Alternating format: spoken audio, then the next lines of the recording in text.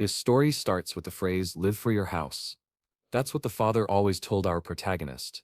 The meaning behind it was that he should never desire anything for himself, and should always live in the shadow of his older brother. Our hero falls to the ground, and the soldiers around him say they never imagined one person could stand against so many knights.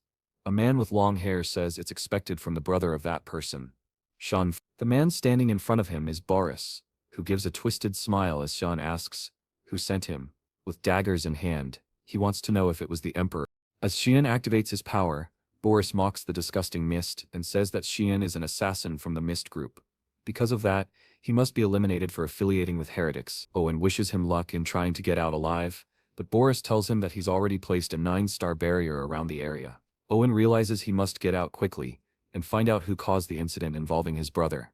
He tells Boris that he will break through any barrier he put up. Suddenly, someone says, "Stop, Xian." Xian is startled and speechless, remembering his father's words, "Live for your house," and how his brother, Ekkel, is the house itself. The success of the house depends on Ekkel's success. Xian can't believe it. The one behind it all, in the end, was his own brother. He falls to his knees while Ekkel asks why he's there. As his brother approaches, Xian asks what all this means. Eshel says that Shinin has done his job very well so far, but for the sake of the house, and of Shinin himself, he will now free him from his sins. Shinin doesn't understand what he did wrong. Looking at his mist, Eshel says it's disgusting, and that Shinin hasn't been human for a long time. He shouts that Shinin has been deceiving everyone. Shinin thinks about those words and loses his mind. It doesn't make sense. The troubles with the imperial throne, the subjugation of the Demon King's army, the war to unify the continent, he helped his brother win all of that and achieve everything he has. He punches the ground, saying that the life he was given, he dedicated to that person, and now he wants to throw him away, after going so far. After working like a dog for 20 years. Xuan says that even if his body breaks, he'll give everything he has in this moment, as long as he can kill him. The soldiers are shocked by the mana he still has. Transformed, Xuan says his brother is shameful, the only so-called hero, trying to kill a member of his own family. Echel looks with contempt, and Xian charges. He's managing to hold his own, saying he only needs one strike. He sees an opening and goes for the attack, but hits a barrier. The fight isn't one-on-one. Boris is protecting Echel, who takes advantage of it, and lands a blow to Xian's stomach. With his sword lodged in Xian, Echel says he considered letting him go easily, but now Xian has shown his dark side. Echel says he's relieved he never trusted Xian, not even for a second. He pulls out the sword, kicks San and leaves with his group. Lying on the ground, San thinks what a ridiculous end this is. It makes no sense to die like this. But suddenly, he attacks again, saying, "Die," as he presses a dagger to Echel's neck. However, a burst of light sweeps through his body. A voice calls him young master, and a boy wakes up, sweating in bed. The maid asks how long he plans to sleep. Sensei asks if it's Emily. Looking at her, he says it's been 20 years since they met. But she looks just like the day he first saw her. He recognizes the room. It's the one he lived in when he was younger. It hits him. He's returned to the past. Emily tells him to stop stalling in bed and go train. He wonders what training she's talking about. Realizing he's back in the Duchy of House Vert, he's certain this is the past. Maybe they're just memories, but he remembers everything perfectly. It's the 1st of March 27 years ago, 1 year before he entered the academy. At the beginning of each month, there was a public sparring event, an important occasion even for his father. His opponent was a boy named Krant, a brother born from another mother but the same age as him. His own mother, Marguerite, was the Duke's official wife. Because of that, her son received much more attention. Lucien, being the son of a concubine, was humiliated that day. It was then that his father told him do nothing and give up. Emily asks him why he won't give up now. Now, he says he'll win quickly. However, he hesitates when he realizes that even a simple thin sword feels extremely heavy in this body.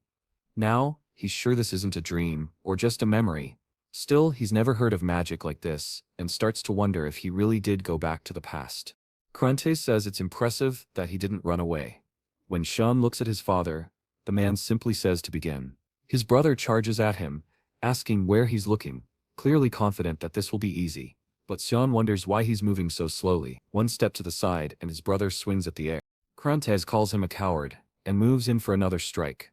But Sean lands a hit that makes him drop his sword. Then, a kick to the shin leaves Krantez in agony, and he falls to the ground crying. His mother calls out for him while their father seems intrigued. Looking at him on the floor, Cyan knows that if he puts the blade to Krante's neck, it'll be over. But he remembers how, in the past, this guy used to torment him. The bullying continued even at the academy. So now, he has to end this, to make sure Krantes never dares do anything like that again. In this second life he's been given, he's going to live for himself. The fight ends with Krantes completely defeated. The Duke delays some of his plans because he wants to speak with Xian and even assigns one of his knights to keep an eye on him.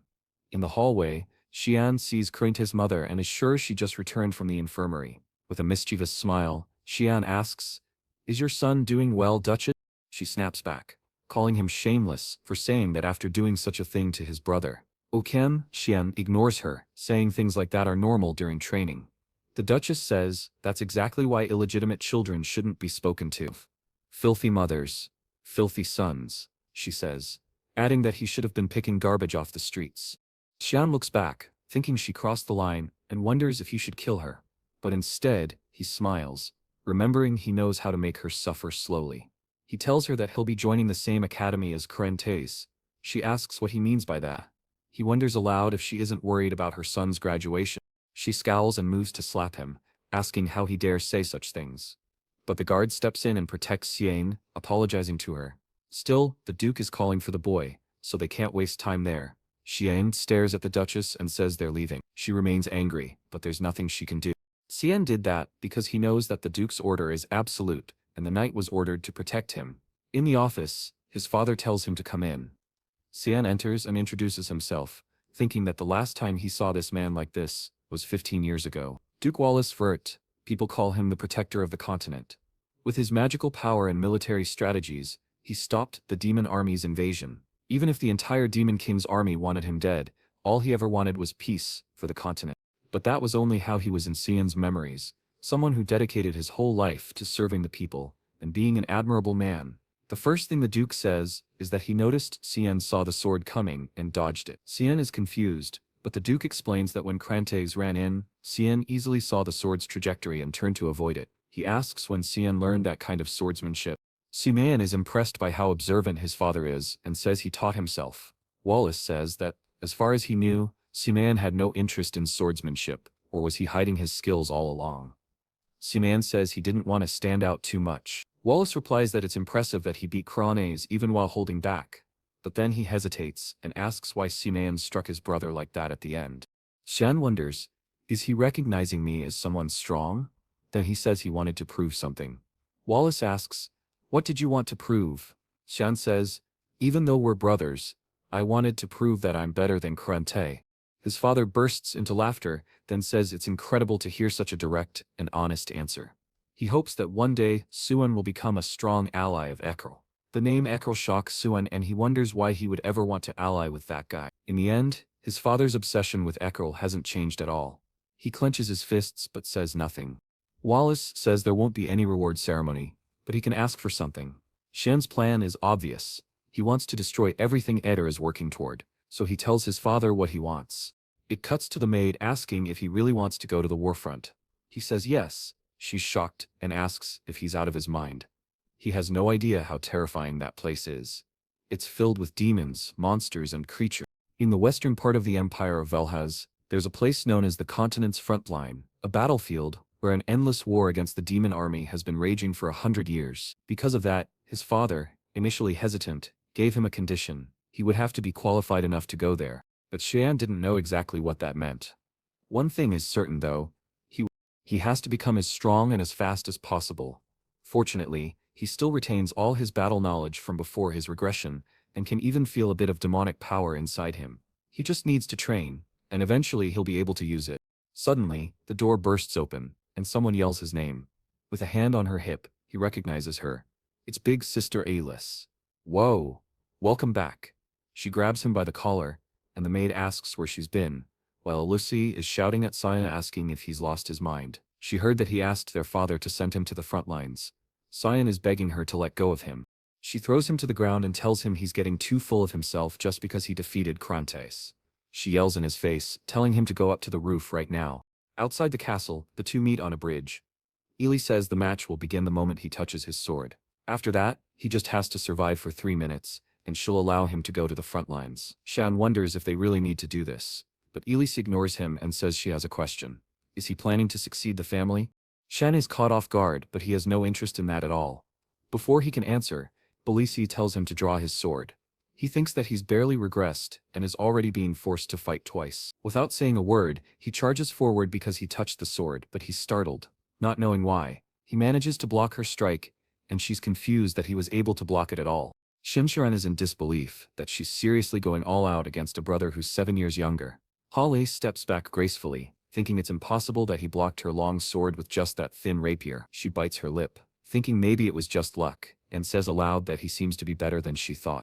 Shendrain realizes now he's in trouble, as she comes at him with a flurry of slashes that are hard for him to dodge. She leaps into the air to prepare a vertical strike. Shendrain manages to defend with his shoulder. Her blade slides down his and ends up near her neck. Elise flinches in shock, and Shendrain realizes he messed up. He twists his arm, and both of them pull back. He stops on top of a pillar and thinks that it would have been dangerous if he hadn't moved the sword. He could have killed her. All the assassination techniques he learned are designed for instant kills.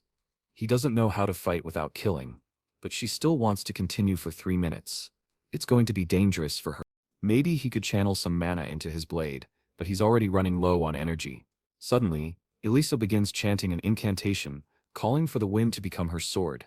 Shen immediately recognizes it as a 6-star magic spell. Her blade begins to glow with the activation of Water Blade. The boy is crying now. She's really trying to kill me. This isn't a test at all. Meanwhile, Elise keeps repeating to herself that she cannot lose no matter what. On the edge of the wall, Shen realizes the problem. If he reflects her attack, he might end up either killing her or knocking her off. If that's the case, he jumps toward her as she raises her sword, releasing a beam of light. Shen pleads internally, begging something inside him to stop hesitating and come out already. As Elise prepares to deliver the slash, just before impact, a knight steps between them and yells, "That's enough." He blocks Elise's attack with his sword and grabs Shen by the collar. The impact echoes through the entire castle. The knight glares at Elise, saying she's gone too far against a young boy. Cyan feels relieved. He had been waiting for this guy to show up, but he took too long. When Elise sees the knight's sword, she seems to snap out of it. She immediately runs to Cyan, hugs him and apologizes, saying she lost control. She cries on his shoulder, saying the last thing she wanted was for him to go to the front lines. She's too worried about him. As she embraces him, Siming thinks that she truly is an Onim, a person who studied at one of the academies of Grau and was one of the most qualified swordswomen. On top of that, she had a beautiful face and was recognized as the daughter of God. Everyone believed she would one day stand beside the protector of the continent and the Vert family. However, not long after joining the Knights of Light, she met a tragic end. Shen hugs her back, saying he missed her, and this time he's going to protect her. Elise then asks the knight why he's here. Is he the Duke's bodyguard? The knight replies that he's here under the Duke's orders to protect the young master. Shen thinks back and realizes he had felt this man's presence ever since leaving the Duke's office. That's why he was so mad that the guy took so long to appear. He almost passed out. What he still doesn't understand is why his father sent someone to protect him in secret. Shen then collapses on Elise's shoulder. She smiles softly, thinking, he really is still a child. The next day she returned to the academy, and Shoan resumed his training to prepare for his next meeting with his father. All he could do was push his body to the limit to build up stamina, but the poor guy is exhausted. 10 push-ups is the most he can handle. Remembering his peak Kegan, he realizes he'll need to take drastic measures. Suddenly, Emily walks into the room and says that Alaiti sent him something, but then she says it smells awful. What is that? After Alaiti attacked him, she sent Hellhound blood as an apology gift. Because of its terrible smell and disgusting appearance, everyone assumes it's poison, but in reality, it has the power to permanently boost stamina in anyone who drinks it. Holding her nose, Emily asks if he's really going to drink that. Shen says yes, and jokes that he's the only one who can even eat her cooking. So this should be fine. He remembers the purple mushroom soup she made before, and this smells way better than that disaster. He slams the cup down on the table and says it was delicious. She's standing there, so fine, he'll pretend it was. Now radiating a strange aura, Cyan calls out to Emily, who asks what's going on. He looks back with glowing red eyes and says he's going for a walk. He wants to see how the medicine is working. He begins walking outside the castle and stops near a large stone, saying he's been wanting to come here for a long time. This was the place he used to visit when he wanted to be alone. But one day, a revelation from the God of Light was given to his brother Ekal about an ancient temple hidden in this place. Saman had always been skeptical about that story. As he touches the ground, he mutters that no one knows about this revelation yet. Suddenly, the ground cracks open and a red mist begins to rise. He says that what he's about to do is something Ekul could never have imagined. Looking at the underground passage, Xuan wonders if it's finally time. As he walks inside, he notes how different it looks from before. This was once a place that served the god of light, until it was destroyed. That happened during the Holy War 300 years ago. Suming says that it's hard to believe a place like this even exists. On top of the altar he sees a glowing sword and immediately recognizes it as the sacred weapon of that temple. Back in the year 999, the humans finally managed to drive the demons out of the Velha's empire. That's when they discovered divine artifacts, known as the Treasures of God. One of those artifacts was the holy sword Drandark, the blade that led humanity into war against the demons. It was the same sword that Ekul used to kill him during his tragic end. Staring at the sword, Sumjranga wonders if it's somehow connected to his regression. He touches it hesitantly, but then lowers his head, saying he knew nothing would happen. Frustrated, he kicks the sword and walks away, saying that it made him feel worthless.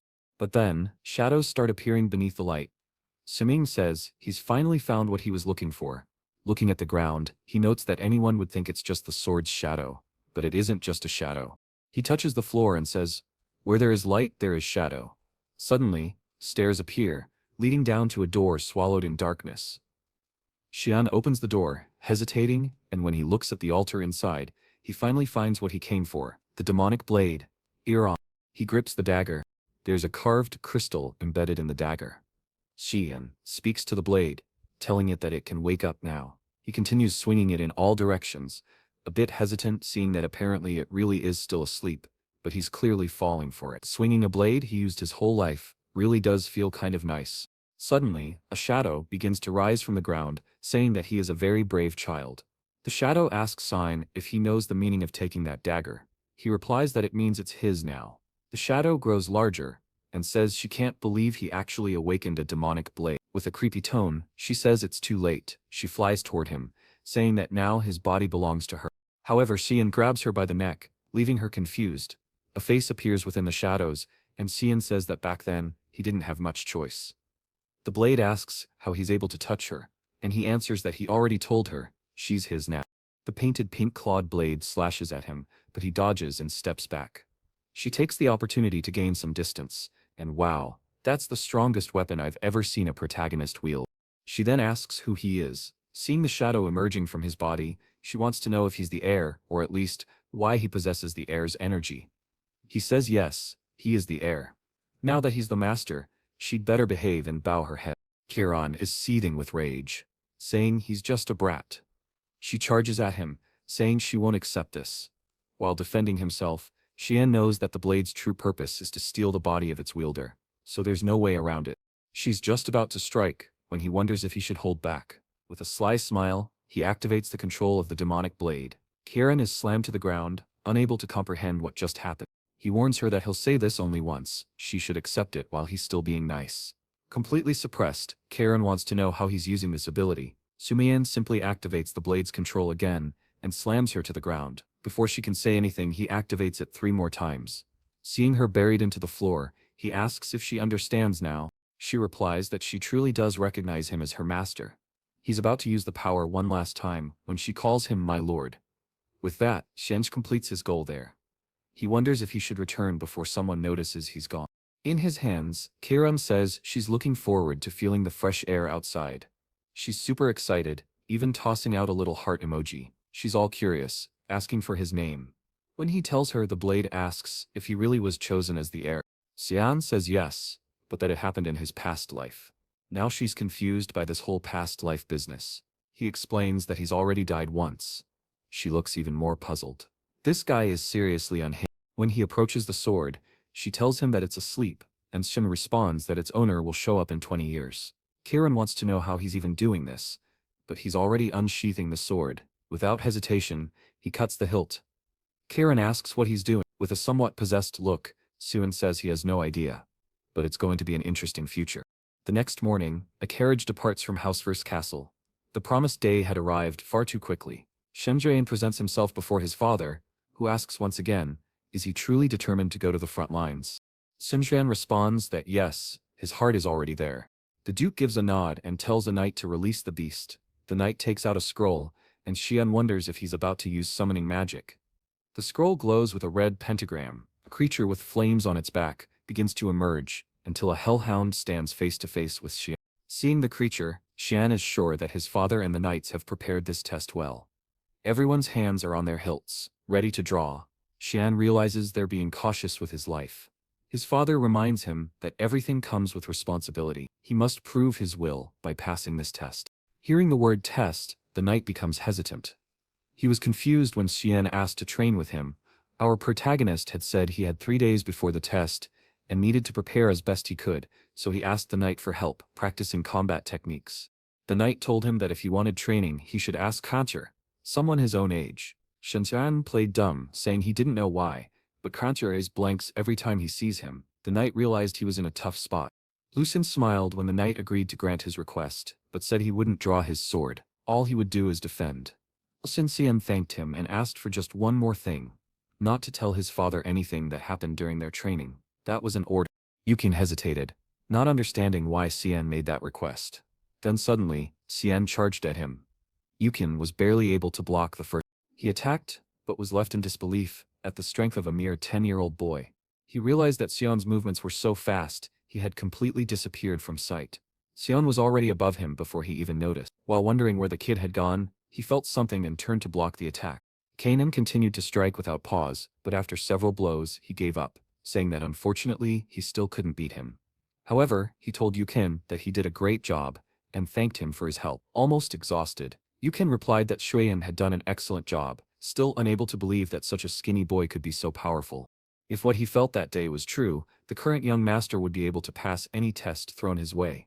The hellhound stood face to face with Cyan and charged. Cyan remained calm as he saw the beast come in for a bite.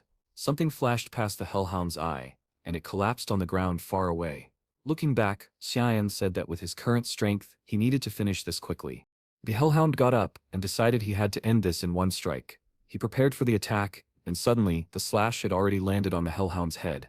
He leapt and drove the sword right into its cerebellum. The knights present were all stunned, while his father gave a small smile. Looking at the carcass on the ground, Lucien said it was a shame, so much blood had gone to waste. But he knew, if he started drinking it, people would think he was crazy, so he let it go. Wawiz then approached and congratulated Cyan, saying it was incredible. Given how things turned out, he said they would surely meet again on the front lines.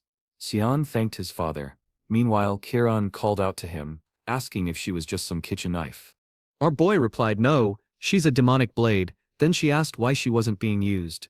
She could only regain her powers by consuming blood. As they walked toward the hellhound, she begged for just a little taste. Sanman told her not to worry, he would use her as much as she wanted. In the northern battlefield, ogres invaded, the alarm was sounded, and Walla ordered that none be left alive. The soldiers raised their swords and activated the Prison of Salvation. A massive shining cross appeared on the battlefield, and a magical circle formed under the feet of all the ogres. From the circles, cords of light emerged and bound them. With them immobilized, the soldiers seemed able to easily defeat them. One of the ogres screamed as a soldier approached. The soldier gripped his blade tightly, prepared to strike, and with a single blow, decapitated the monster. Nearby, Shemta and Emily watched the battle. Emily was terrified. She asked why he had brought her to a place like that. Strangely, Shem felt nostalgic being there. When asked him what he thought about being on the front lines, and Shem said he was a little nervous. His father warned him that death could come at any moment in that place, so he'd better not let his guard down. Shem smiled and said he would keep that in mind. On the front lines, death was a constant, with 3 or 4 battles happening each day. Strategically, the knights did their best to halt the demon army's advance. Cyan's tent was the farthest and safest one. The problem was that, since he was now being watched, he couldn't find a chance to feed Karen. While wondering if he'd have to wait until nightfall, he asked Emily what she was doing under the blanket. She was panicking, saying the Duke had warned that they could die at any moment. Shun replied, "Then pack your things and leave." But she screamed, saying it was impossible. He couldn't be left alone. There were demon monsters everywhere. If she fled, who would take care of him? Suddenly, she left the tent, saying she was going to get something to eat. Seking tried to ask her about the cloak he had requested, but she ignored him. He was annoyed, because that damned girl never obeyed him. Later, he placed a dummy in his bed, thinking maybe it would be enough. When Emily asked if he was really going to stay in a place like that, She told him he was very diligent. If the Duke found out, he'd be proud. Shiming ignored her and said he was leaving. She could sleep there peacefully. He looked back and warned her to say he was sleeping if anyone asked. She agreed. At that moment, they needed every soldier possible on the front lines, so it was only now that Xian could move freely. He activated an ability that allowed him to glide through the mist and headed toward a dangerous region, where he found a pack of hellhounds.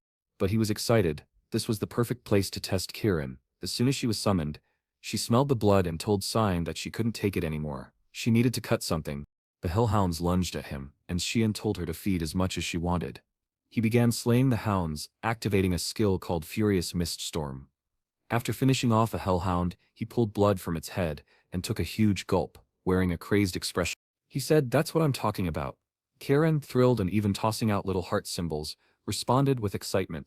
They continued hunting, and Karen said those creatures were far too weak, but she told him not to worry. The night was still young, and there were plenty of monsters out there. Karen said she was excited. A carriage made its way along a mountain path, transporting a girl with white hair. Inside, someone warned that the place was very dangerous, and they should retreat.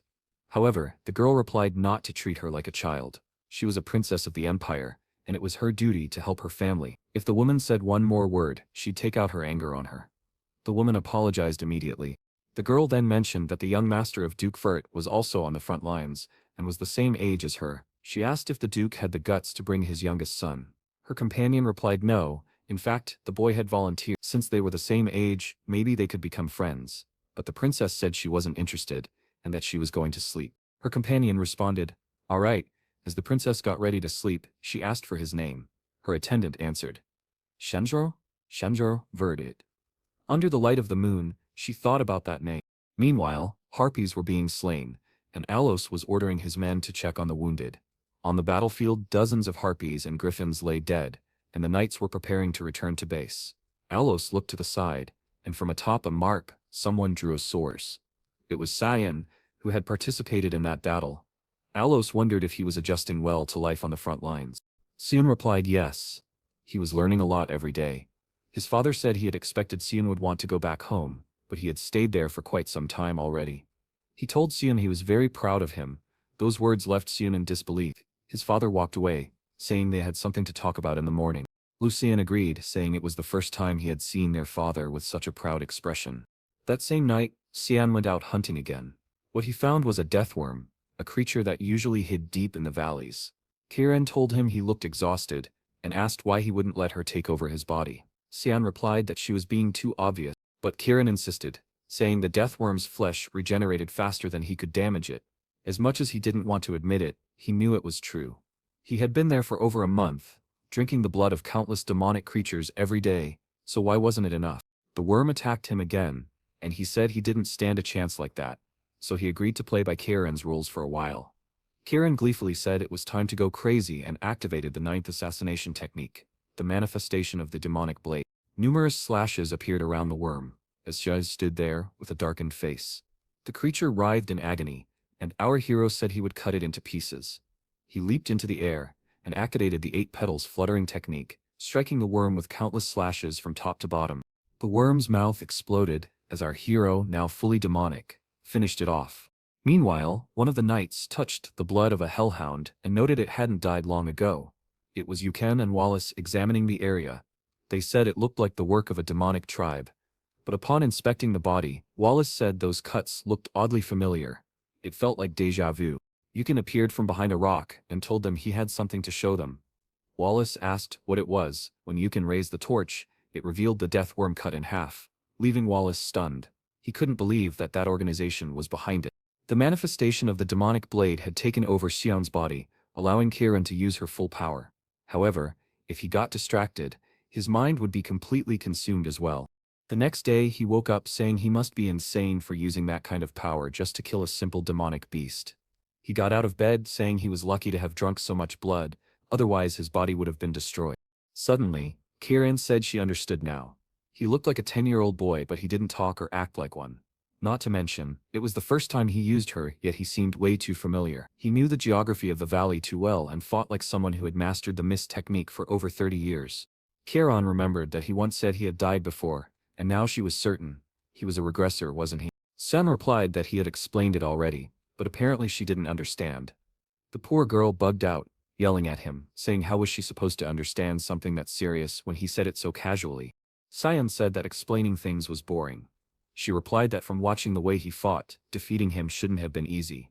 If he had the demonic blade, he must have lost to the wielder of Duran Dark, which meant either he lost a duel, or he was betrayed. Recalling the expression on his face when he saw the sacred sword, she was sure he had been betrayed. She warned him, if he had returned to prepare for revenge, he'd better remember something. If she caught him being lazy, or weak for even 1 second, she would devour him on the spot. Cyan punched himself. Everything was chaos outside his tent. Emily ran up to him, wide-eyed. Something happened, she panted. Cyan frowned. What is it? She swallowed. They found the body of a demon, a death worm at the valley's entrance. His heart skipped. You're not saying it's the one I killed? Emily shook her head. It's been ages since anyone saw a beast that powerful so close to the border. Cyan pressed on. Anything else? Any rumors? Before she could answer, a knight appeared behind him and called his name. Young Master Cyan, the Duke wishes to speak with you. He stiffened. This wasn't good. The Duke's group had shown up yesterday while he was out hunting. He'd abandoned the hellhound carcass without cleaning it up, hoping to avoid notice before entering the academy. Now there was nowhere to hide. He saluted and entered his father's tent, certain the Duke already knew everything. His father greeted him coolly and said, "Sit." Shen obeyed, steeling himself for what was coming. "Let's be direct," the Duke began. "What were you doing out here last night?" Lucien's pulse raced. He forced himself to smile. "I went to bed early, father." For a moment the Duke seemed to believe him. Then his eyes narrowed. "Strange," he muttered. "The cuts on that wolf carcass matched your blade precisely." He looked at Cyan. "Am I rushing to judgment?" Shen opened his mouth, but the Duke held up a hand. "Something is wrong. Last night's incident we're still investigating, but it appears linked to the Mist organization." "The Mist?" Shen's blood ran cold. "An ancient sect," his father explained, "with unclear motives. They once massacred noble houses, under the guise of purification. Then they vanished, 300 years ago. Yet the same mist was present on that death worm's body, and that residue of power is only left by those who worship the god of mist. In my estimation, whoever killed that worm belongs to the mist." Suming's jaw dropped. "You traced a 300-year-old group from nothing but a footprint?" "I don't know why they disappeared," the Duke said, "but be cautious. I will report this to the Empire." Lucien relaxed. It looked like his father would drop his suspicion. The Duke waved his hand. "Enough. Have you heard about today's visitor?" "I heard it's someone of the royal family," Shen said. "Correct," the Duke said with a small smile. "I'd like a favor." Cyan's heart lurched. "What favor?" A herald sounded a trumpet. "His Majesty, the Emperor approaches." Everyone in the camp bowed, as a pale regal figure disembarked from his carriage. The Emperor, looking like a noble vampire, stepped forward. "No need for formalities, old friend," he told Lucien. Then he turned to Cyan. "Is this your son?" Cyan bowed. "Youngest of House Vert, at your service." The Emperor's eyes glowed with approval. "Remarkable to see your boy on the front lines. Your children are extraordinary." Lucien clapped Cyan on the shoulder. "Present him as my son," he whispered later. In the past life Cyan had always hidden in the shadows. No one even knew he existed. The Emperor smiled. "Perfect time then, to introduce another," he gestured, and a princess stepped forward, white-haired, poised. "I am Princess Aranciris, 5th Princess of the Empire." Shen's breath caught. He remembered her as the unfortunate princess in the Academy's records. One of the Duke's requests was that he escort her.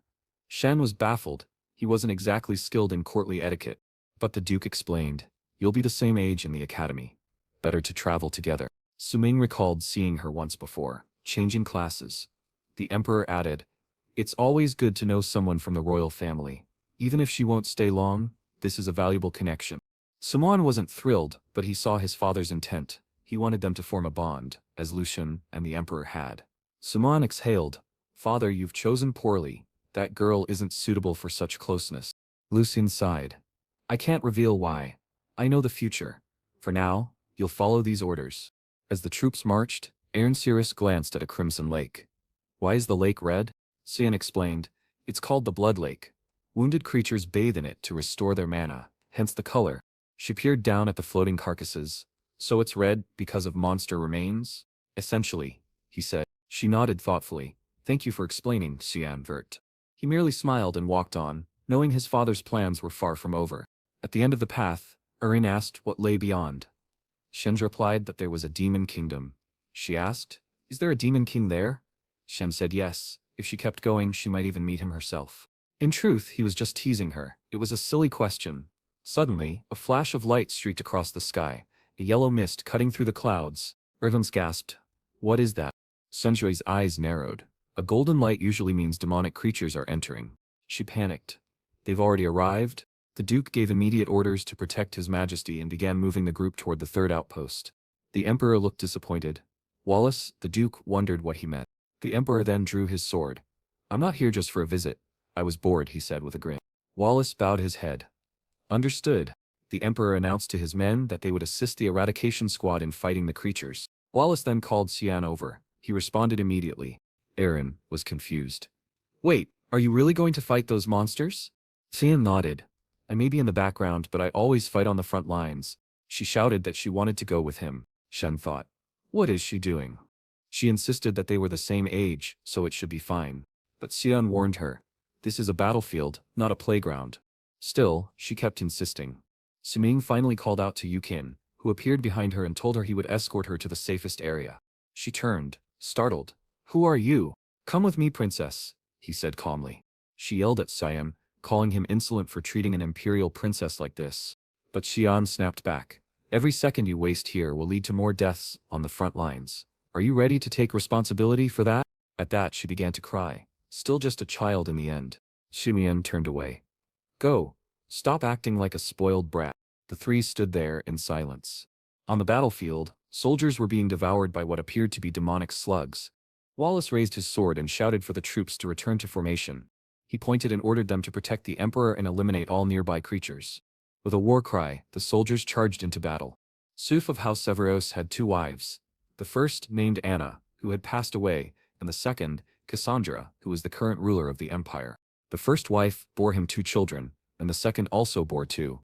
However, the fifth princess was born to a commoner woman, which led to widespread disdain. Despite this, she never submitted to anyone. As a member of the royal family, she fulfilled all her duties and studied harder than anyone else. Still, many nobles were against her. Through false accusations, they exiled her from the imperial palace and sent her to an isolated place. That's how she became known as the unfortunate princess. Shen recalled that he had heard about this from his father in his past life. He murmured, "Politics and royal life are always like this." Meanwhile, the electric slugs were being slaughtered on the battlefield. Watching the explosions from afar, Shinrain was awed. The Emperor truly was incredible. The Emperor drove his sword into the ground and activated a sacred lightning spell, easily destroying all the slugs around him. Shin had heard that the Emperor's magic had reached 8 stars. If he hadn't become Emperor, he would have been the president of the Magic Council. Clearly, these mid-tier monsters were nothing to him. Later, Wallace and the Emperor shared drinks, reminiscing about old times. The Emperor spoke about the Empire's current state. Recently, assassinations of nobles had increased, causing growing unrest. Wallace guessed that this must be connected somehow. The Emperor revealed that all the assassinated nobles had been known as corrupt officials and a black mist had been found at each crime scene. "Do you know anything about this?" he asked. Wallace said it looked like the followers of the Black Mist had resumed their activity, since he had also found traces near their base. The Emperor agreed that it might be the case, but they would need to investigate further. He admitted that part of him wanted to thank whoever was getting rid of that trash, but the rising tension in the Empire was dangerous. Then he shared something that had particularly caught his attention. One noble had claimed that the fifth princess was involved in these incidents. Wallace was surprised. "People are trying to pin this on her." The Emperor nodded. "I know it's nonsense to blame a child, but if I die, Wallace, please take care of my daughter." Wallace swore an oath to do so. The Emperor thanked him. That night, rain fell over the tents. Emily asked Cyan if he really said all those things to the princess. He ignored her and said he was going out. She pressed, saying if he kept acting like that he'd never get married and would live a lonely life. Cyan brushed it off. "Forget it, I'm going to train." She asked if he was really going out in the rain. He told her not to worry, and just get some sleep. But clearly, Erin had overheard everything from nearby. Erin was startled and asked who she was. She lowered her hood and asked if he was heading somewhere. However, if he wasn't busy, she wanted to talk about something. When Emily saw the princess there, her eyes lit up with excitement. Erin asked how long they had been there, and Sean replied that it had been over a month. But he wanted to know why she was there. She hesitated, staying silent, and both Emily and Sean asked to be left alone, clearly annoyed by her sudden appearance. Everyone left, telling them to enjoy their little tent moment. Sean knew he was 40 years old and had absolutely no interest in her. Erin apologized for what happened that morning. Awkwardly, Lucien admitted that he had also acted wrongly. She laughed, saying she would have done the same thing. She said she knew he was respected by those around him, unlike her. Sean hadn't expected her to have that kind of personality. She said she knew he was heading to the academy and that she wanted to be friends with him. However, Sean politely apologized and said that, unfortunately, he couldn't help her. If she had come to get closer to him, it was better for her to leave. She lowered her head, saying she only said that to break the ice, but he was cruel. Does he think I'm only a princess by name? She thought. Actually, that is how things work, isn't it? Sean remained silent. Tearing up, she said that now she understood his perspective. There was nothing for him to gain by being close to her, and she apologized for wasting his time. Maybe she made a mistake thinking they could talk. He was completely different from Lord Achel. Hearing that name shocked Sean. He turned around and grabbed her arm. She told him to let go and asked why he was acting that way. Sean asked her how she knew his older brother. She said she met him during a visit to the academy last year, and he had told her to keep being a strong princess. Sean knew his brother well. It didn't make sense for him to give advice like that. That must have been the start of his manipulation. A plan to bring down Princess Arin. Sean said he was going to give her some advice. But suddenly the tent began to shake. Emily burst in, yelling for them to run. But a pillar was already about to crush them. An explosion followed, and Emily was thrown from the tent. From a distance, everyone saw a giant ogre and realized that was the young master's tent. Emily, crying, feared for the worst. As the ogre raised its club, the emperor asked what was happening, and the knight reported that the princess's tent had been attacked by a high-level creature. The emperor immediately ordered all frontline troops to assist her and demanded to know who she had gone to meet in such a dangerous place. The giant ogre continued destroying the rear section of the base. Hidden nearby, Sean was stunned. There shouldn't be ogres in that region. They only appear in the depths of the valley. He wondered if this was somehow his fault when Emily called his name. He turned and saw her crying, saying she thought he was dead. He remembered the moment of impact. He had managed to grab Urain and dodge the blow just in time. Of course, someone capable of challenging the Demon King's army wouldn't die to a mere troll. Urain asked if the knights would be okay. Emily reassured her. They were strong. Still crying, she said that if she hadn't been there, none of this would have happened. It was all her fault. The knights said it was all right. Their duty was to protect them. Smiling, one said she could trust them to give their lives if necessary. But just then, a knight shouted a warning. A giant ogre hand was swinging down behind them. The poor man was crushed. Blood splattered as the ogre lifted its red-stained club. Sean told the princess to get behind him. The ogre seemed to sniff the air. Sean realized that, just as he suspected, these monsters were after him. He tried to tell Emily to take the princess and run, but before he could finish, Emily had already grabbed Aaron and dashed away. "Damn it," he muttered. "She's fast, especially when running." The ogre charged to crush him. Sean couldn't use the demon blade. It would expose him. He was still puzzled. Why were these creatures hunting him? What was this smell they were sensing? Karen's voice echoed in his mind. To get stronger, you drank the blood of many demonic creatures. Now, to monsters you smell like a feast. They're drawn to you. Sean was furious. That damned woman knew and didn't tell me. She laughed in his head. Did you forget? The only thing I want is your body. Sean grabbed her presence and turned it into a dagger. What are you doing? She asked, mockingly. Sean realized he had no choice. He had to go all in. He charged forward, shouting that he didn't care anymore. The ogre swung its fist. With sharp movement, Sean sliced off its arm, then dashed behind it, slashing at its neck. With just 2 strikes the beast collapsed. Now, he muttered, just need to deal with the witnesses. In front of him stood a crowd of creatures. Kagran chuckled. You're a little too excited for this festival. Sean froze. A demonic dragon had just appeared. The dragon roared to the heavens. Kairon said calmly, don't be afraid. He was still just a little cub. Sean immediately activated the manifestation of the demon blade. He pointed the dagger and said he needed to eat him. Meanwhile, the army was fighting off the ogres that had invaded the base. The Emperor and Wallace had just killed the last one, and the Emperor asked if there was any trace of the princess. Wallace apologized, saying young Master Sean was in danger because of her. The Emperor told her to calm down and explain properly. He then asked Emily if she was Sean's servant, and she confirmed. So he ordered her to explain what had happened. Trembling, Emily explained that Sean had drawn the attention of the creatures so the princess could escape. The Emperor said nothing. One of the knights said he remembered the location. If they gave the command, they could go rescue him. The Emperor yelled at Wallace, demanding to know why he hadn't given the order yet. Wallace said they weren't going. Both the Emperor and Aaron were shocked and asked what he meant. Wallace said the recovery of Her Highness was the priority. If that place fell, demonic beasts would invade the entire empire. They needed to rebuild the base first. That was the only way to prevent further losses. Emily then asked what they were going to do about the young master. Wallace said the boy had already fulfilled his duty by evacuating the princess. That's how things worked in House Verte. The Emperor and Aaron watched him speak while Aaron thought to herself, "Once again, it's all my fault." Suddenly, they heard a roar in the sky. When Aaron looked up, the dragon was flying overhead, and she couldn't believe what she was seeing. The boy was hanging from its tail, being carried away. In this world, dragons are the creatures closest to the gods and are considered the most evolved form of life. Normally, meeting such a noble creature would be an honor, so why was it flying so close to these people? Aaron screamed his name, and the Emperor asked Wallace what his son was doing up there. Wallace stood silently. The Emperor demanded to know why he wasn't doing anything. Meanwhile, up above, Sean didn't know what to do.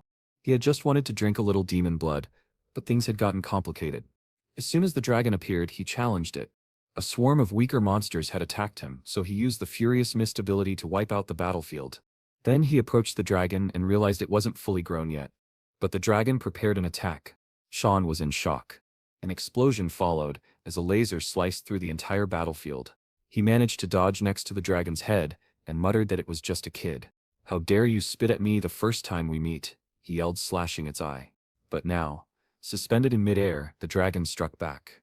Just as the blow was about to pierce him, Sean smiled and activated the mist blade, using the 8 fluttering petals to slash the dragon from all directions. The beast crashed to the ground with a massive explosion, and Sean realized just how impossible it was to kill a dragon. His shoulders were already worn out. But now that it was on the ground, it was time for the final blow. However, the dragon beat its wings to create distance. Sean knew it was going to fire the laser again, but when he looked, the dragon was fleeing, terrified, flying off in panic. Sean launched himself at it, yelling, "You're not running away, you bastard." That's how he ended up hanging from the dragon. The problem was, when he looked down, everyone was watching him. Now how was he going to explain this? Karen asked why he was frozen like a statue, and he replied, "Can't you see everyone down there?" "No, girl." Karen was furious, saying she would have to use her powers after being summoned. But Sean said if he did anything demonic here, he'd end up on a stake. She screamed, "Then what are you gonna do, you little bastard?" He shouted back, "I'm thinking, shut up." Down below, Wallace finally began to chant a light spell. Sean instantly recognized it, an 8-star attack. He couldn't believe his father was about to fire that at his own son. And that's exactly what he did, raising his sword to the sky. Lucian was panicking. What kind of father is this? The dragon, however, swooped down toward the magic and began dodging everything. Sean muttered, "Good job, well done, buddy, but don't relax yet." The real problem appeared from behind. He saw it coming, it was right in front of him. There was no way to dodge. The blast struck the leg he was holding on with, and Sean fell. He was sad, thinking he had lost his lunchbox. While Kieran shouted at him to protect himself, he was going to fall head first.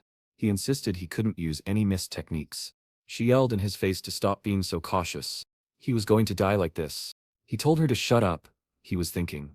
Until suddenly, he had an idea. Honestly, he's really not going to die, and she's in disbelief that he's about to throw himself into that. Down below is the Red River. He says he doesn't have a choice. He already fell into the Tawish River once. Man, this must be the same thing. Someone from afar watches the fleeing dragon and says it's rare to witness a sight like this. The guy behind him replies it's probably just a young man who got separated from his group. The silver-haired guy points in a direction and asks if there are demons over there, but his friend replies that it's actually the human region. He looks toward the horizon, curious, and says dragons shouldn't be defeated by humans. He goes quiet for a second, and the guy with glasses asks if something happened. He points ahead and says he's feeling a strange, almost familiar energy coming from that direction. His friend says they can go check it out, but warns him that he's forbidden from annihilating everything just out of boredom. He spreads his wings and says, "Alright, I won't cause any problems," then flies off saying he'll be right back. Meanwhile, Sean is crawling out of the blood lake. He throws himself onto a nearby rock, cursing up to the 10th generation. This one really wasn't easy for him to wake up and pay attention. They're in the demon realm now. Sean tells her not to worry, it's very rare to encounter a high-level demon in this area. Then, from behind, a voice says, they knew they'd find something interesting. Sean is startled. That's a voice he'd never forget. The demon behind him asks if he's human, and Sean immediately knows it's the Demon King Valkyrian. He remembers that, in the past, this guy said the exact same thing, that Sean was like evil condensed into a single person. Valkyrian asks why he's not answering. Aren't you human? And in a flash, he's suddenly behind Sean, asking if he really wants to pick a fight. Sean flinches and turns around swinging, but Valkyrian easily dodges, although a tiny strand of his hair is cut. He's impressed, saying that indeed, the races hold infinite potential. Kairan asks who that is, and the protagonist replies, the Demon King. She immediately says, if he's the Demon King, you think you're going to win? He knows that it's impossible. The best option is to run away, but his hand is trembling. He wonders if escaping is even possible, but is caught off guard when the demon lies down and tells him to relax. He's confused. Did this guy really come here to fight a kid? Valkyrian lays down saying, you really think I came here just to beat up a child? Sean is totally messed up, wondering why this lunatic is lying on the ground. Valkyrian asks again, are you human? Sean says yes. Valkyrian doesn't even seem curious how he got there. Sean explains he was carried by the river. Valkyrian figures this must be his first time in the demon realm. Then he mentions he sensed a strange energy and asks Sean what he is. Sean says he's just a normal human. Valkyrian replies that he says that, but he seems to know exactly who he is. Sean admits that makes sense. It's not the first time they've met. Valkyrian stretches and says, maybe, though it's the first time he's seen the human. The boy asks why he came here, still wondering why this guy is so relaxed. Valkyrian says he felt a strange energy, while out on a stroll. Sean is confused. The Demon King goes on walks? Valkyrian confirms. Of course. As the Demon King, he needs to keep an eye on the lands he rules. He stands up and asks, boy, what did I just say? Sean repeats, the Demon King needs to keep an eye on the lands he rules. Valkyrian points at him and says, you're not even surprised, huh? He suddenly starts yelling, are you sure you've never been seen before? What kind of kid reacts like this? Sean knows that the invasion of the demon realm is about to begin, but this guy is completely different from the one he once knew. What could have happened to change his attitude so drastically? Kiran asks, so, as Demon King, what does he want to do? Valkyrian smiles, saying it's bold to ask such a thing to the Demon King. But he adds, isn't it obvious? As long as my subordinates are alive and fed, there's nothing else I need to do. But everything changes if someone tries to mess with that. In that case, he'll wipe everyone out. That is his simple duty as Demon King. For a second, Sean felt the same demonic aura as the one who first attacked the Empire. Somehow, he has to prevent that from happening. He then asks Valkyrian if he wants to make a deal. Valkyrian asks, what kind? Sean says that something will happen to him in the future, an incident that will put all of his subordinates at risk. Valkyrian tells him to explain this nonsense. Sean says he doesn't know exactly how it'll happen, but it'll be an incident that becomes the catalyst for a war against humanity. Valkyrian crosses his arms and asks if Sean really believes that he, the Demon King, would attack the human lands. Sean says that's exactly why.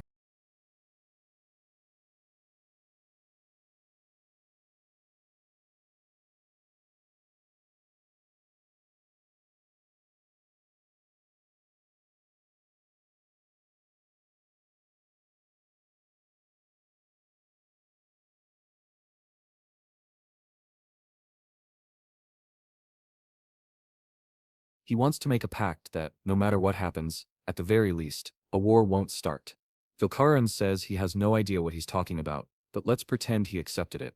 So what does he gain from this? Sean says that no matter what happens, he will help the Demon King, who approaches and says that Sean apparently knows something. Sean is sweating, and Valkyrian asks what his name is. He says he will keep this promise, as the Demon King. He flies away saying that Sean better keep his promise too, since this is a pact. He smiles, saying it's sealed now. After contacting the Demon King, some knights found Sean.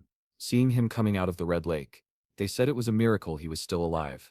Because of that, he received the title, the one who survived the demon dragon. He was then taken to a monastery on the front lines, a place used as a military hospital. Sean asks someone to repeat what they just said. Ariane is hesitant to say anything. She holds herself back and suddenly yells, asking if he wants to be hers. The poor guy is confused, not understanding what she means by that, but he says he's not interested. She, obviously, is shocked. She starts crying again, saying it was expected, right? After all, she's the fifth princess with no power at all. Sean is lying in bed, thinking she's already managing to annoy him. He knows that Princess Aranim is the weak link in the imperial family, and the way she's risking herself, her end is obvious. The problem is that he can't get the idea out of his head that his damn brother is behind her death. He then says, she's right. Currently she really doesn't offer him any benefit. She has no possessions. He takes a hit. On top of that, getting involved with her politically is extremely risky. He takes another hit. However, he says he'll take care of her until she resolves what needs to be resolved. She asks if he's really going to do that. Sean says yes, it's a promise, so she doesn't need to worry. She stands up, saying she understands. When she becomes someone, it means he acknowledged her power. She points at him saying she doesn't know when, but she will make him recognize her power. Sean sits there, anxious, thinking, what a mess. She was depressed just a second ago. Before leaving, she says there's one more thing. She thanks him for surviving, then she walks away, and Sean stays there, silent. At the edge of the camp, in a forest nearby, a hooded man looks around. He takes a cube in his hand and smiles, saying that it's almost time. However, a voice calls out to him, Reinald Crimson. So it was you. He can't move his body, as if he were trapped by invisible chains. Someone behind him says that this is a small dimensional box, and based on the timeline, it was created before it was ever commercialized. This box can store anything, as long as the person desires it. From the shadows, Sean speaks, saying that this is the masterpiece that created the Magic Council. He had observed the guy for an entire year, smuggling things out of the Empire. He pulls the box, saying he's taking it now. 7-star Magic Knight, Reynold Crimson, Sean says. Reynold asks who he is, and in that moment, recognizes him as Cyan Vert. Sean throws the box's contents on the ground while Reynold demands to know how he found out about this. Sean ignores the question, saying Reynold must have an informant to know the exact timing and place. Reynold keeps insisting he has no idea what Sean is talking about, but Sean says there's no way he can lie. After all, the blood of these creatures is already being sold in the Empire. That's how Ash sent him that gift, containing hellhound blood. The man is sweating, wondering who informed this kid, and what the hell is going on. He has no idea how Sean trapped him, but if he moves slowly, he stretches out his hand, uses a fire spell and yells for Sean to die. A blast surges toward him. After attacking, Reynold says, good thing I took this seriously. Can't underestimate the son of Shirit. Seeing that nothing is in front of him, he finally relaxes, only for his hand to be suddenly cut off. He screams in pain and can't understand what that mist in front of him is. Upon seeing Sean, he mutters that he must be part of the mist, but Sean grabs him by the neck and slams him against a tree. Sean gives him two options. Either you confess and die peacefully, or you don't, and die in pain. In the western supply zone of the camp, some people are organizing boxes. They see 2 crates of potions, and are excited. It'll be enough to carry even more. One of them is just curious to know what's inside the biggest crate. However, upon opening it, they both gasp in shock. It's just the head of Reynold from the mountain. Tangoran asks if he's really going to let the others live. Sean says yes, this is enough. As a warning, that guy had been smuggling demon items into the Empire. Those items would end up in the Magic Council, a place where people would do anything, any kind of madness to understand magic. He says what they're going to do with demon blood is unthinkable, so they need to be separated. Kieran says that in this new life he's only living for others, but he replies that he's just preventing other people from using demon blood. Meanwhile, in a certain mansion in Inverse, Ale receives a letter and discovers that Xian has just gone to the front lines with his father. He has a close female friend lying on his bed. That shameless villain sure knows how to enjoy life. She asks if that's not the younger brother from another mother.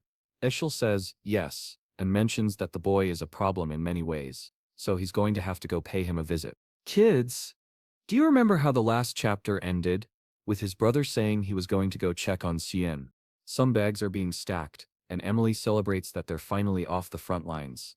She's sure the academy will be much calmer than this terrifying place. Meanwhile, Xian knows a new kind of hell is just beginning. The academy isn't the dreamland Emily imagined. In reality, it's a cruel place where lives are destroyed for political interests. A place dominated by envy and greed, where oddly, academics aren't even the priority. But Emily keeps dreaming, saying she'll find a chatty instructor. Sean starts realizing that she'll be following him around the academy. Some time later, he's back in the Duchy of Vart. He hears a sound and looks to the side. It's Krant, startled and trembling, asking what he's doing there. Sean tries to say hi, but the boy already runs off. Air asks who that idiot was. Sean says it's that Krant guy, but tells her not to worry about him. Kiran says his brother is the complete opposite of him. Sean replies that it makes no sense. His opposite is someone else entirely. The door opens, and he's back at the mansion. But this time, all the butlers greet him. Sean remembers how they didn't even look at him before, but now they're showing this superficial courtesy, probably something his father arranged. His hard work really did change a lot over the past year. He puts his hand on the doorknob, but just as he's about to open it, he senses a familiar energy and says he knows exactly who it is. For something to make him tremble with rage like this, it can only mean one thing. Behind that door is that bastard. Eshel says it's been a long time since they've seen each other, while all Sean can think is that he needs to stay calm. Since Sean doesn't say anything, Eshel asks if he's forgotten his brother.